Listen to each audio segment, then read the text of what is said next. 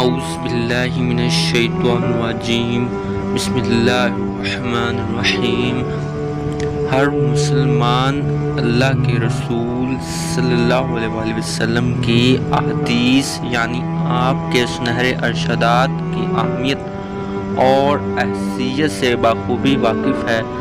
دین اسلام کی بنیاد دو چیزوں پر ہے، ایک قرآن کریم اور دوسری حدیث رسول کریم صلی اللہ علیہ وسلم۔ اللہ کے نبی فرماتے ہیں، میری ایک بات بھی کسی کو معلوم ہو تو وہ آگے پہنچا دے۔ آپ صلی اللہ علیہ وسلم کا یہ بھی ارشاد ہے کہ میری حدیث بیان کرتے وقت بہت احتیاط سے کام لیا جائے۔ اگر کسی نے جان بوجھ کر کوئی ایسی بات مجھ سے منسوب کر دی جو میں نے نہیں کہی تو ایسے شخص کا ٹھکانہ جہنم ہے۔ میں نے آپ کے لیے اس ویڈیو میں وسلم کی 200 صحیح احادیث کو جمع کیا ہے جو ہم ایک ایک کر کے ہر ویڈیو کے ذریعے آپ تک پہنچائیں گے۔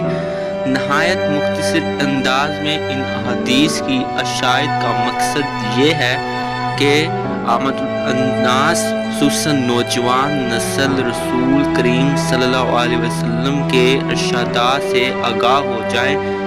یہ دین اسلام کی بنیادی عقائد اور اصولوں سے متعلق چھوٹی چھوٹی احادیث ہیں۔ میرا تجربہ ہے کہ بہت سارے مسلمان اور نوجوان نسل تعلق رکھنے والے افراد ایسے بھی ہیں جن کو آپ صلی اللہ علیہ وسلم کی چند احادیث بھی زبانی یاد نہیں۔ میں نے چھوٹی چھوٹی احادیث صرف اس لیے جمع کی ہے کہ ہم اپنی روزمرہ کی زندگی کے دوران ان سے استفادہ کر سکیں۔ دوران گفتگو ہماری زبانوں میں آپ صلی اللہ علیہ وسلم کی احادیث رواں دواں ہوں۔ ہمارے بچے اور بچیاں، نوجوان نسل، حضرات و خواتین ان کو مائع ترجمہ یاد کریں۔ میں نے دانستہ طور پر انہیں فقہی ترتیب سے نہیں لکھا۔ سالہ سال کے تجربات کی روشنی میں یہ بات سامنے آئی ہے کہ ان احادیث کو موضوعاتی یا فقہی ترتیب نہ دی جائے۔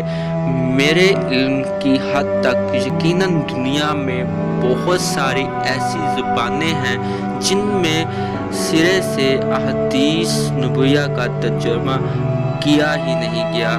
اس لیے انشاءاللہ میری کوشش ہوگی کہ دنیا کی کم از کم 30 زبانوں میں اس کتاب کا ترجمہ کیا جائے۔ یہی وجہ ہے کہ اس کے حقوق طبع غیر محفوظ ہیں۔ دنیا کے کسی بھی ملک میں بلا اجازت اس قرآنی کتاب کو تجارتی مقاصد کے لیے یا مفت تقسیم کی غرض سے شائع کیا جا سکتا ہے۔ نہ صرف دنیا کی کسی بھی زبان میں ان احادیث کا ترجمہ کیا جا سکتا ہے بلکہ ایسی کوشش ہمارے نزدیک نہایت قابل قدر ہوگی۔ اللہ تعالیٰ سے دعا ہے کہ وہ میری اور اس ویڈیو کے ذریعے بتائی گئی احادیث کی اشاعت میں میرے ساتھ تعاون کرنے والے تمام ساتھیوں کی کوشش قبول فرمائے، اسے ہمارے لیے صدقہ جاریہ بنائے اور کل قیامت کے دن ہمارے رسول اللہ صلی اللہ علیہ وسلم کی شفاعت نصیب فرمائے۔ آمین ثم آمین۔ اگر ویڈیو پسند آئے تو اس کو ضرور لائک کیجئے گا۔ اس ویڈیو کے نیچے موجود سبسکرائب کے بٹن کو بھی ضرور دبائیے تاکہ آپ ہمارے چینل سے جڑے رہیے۔ ہماری اگلی پہلی احادیث ہوگی جو ہم اگلی ویڈیو میں بتائیں گے، اس کا ٹاپک اعمال کا دار و مدار نیت پر ہے۔ اس کو جاننے کے لیے آپ ہمارے چینل سے جڑے رہیے گا۔ ہم آپ سے اب اجازت چاہتے ہیں۔ اللہ حافظ۔